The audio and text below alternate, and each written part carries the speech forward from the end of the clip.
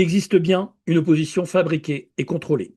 Ariane part du constat qu'un pouvoir autoritaire ou totalitaire peut anticiper la résistance populaire et la fabriquer ou la contrôler. Elle qualifie cette résistance autorisée de syndicat jaune, un terme emprunté à la tradition syndicale mais ici détourné. Ce syndicat ne défend pas les intérêts des travailleurs mais sert le pouvoir en place.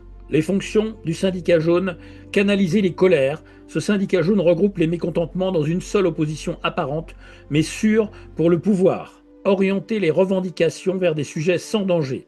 Elle explique que les revendications portées par cette opposition contrôlée peuvent être des sujets superficiels, l'heure de pause, le menu du repas à la cantine, plutôt que des actions réellement menaçantes pour le pouvoir.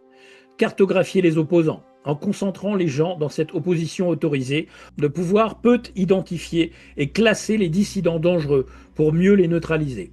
Les stratégies de manipulation, la médiatisation. Ariane évoque la stratégie de créer des leaders charismatiques, cultivés, intelligents, qui seront valorisés dans les médias comme des figures de résistance crédibles, alors que derrière eux, il y a une totale manipulation. Le but ultime, la finalité de ce syndicat jaune est double: donner l'illusion d'une opposition crédible et large tout en neutralisant ou en identifiant pour neutraliser les véritables résistants ou dissidents intègres.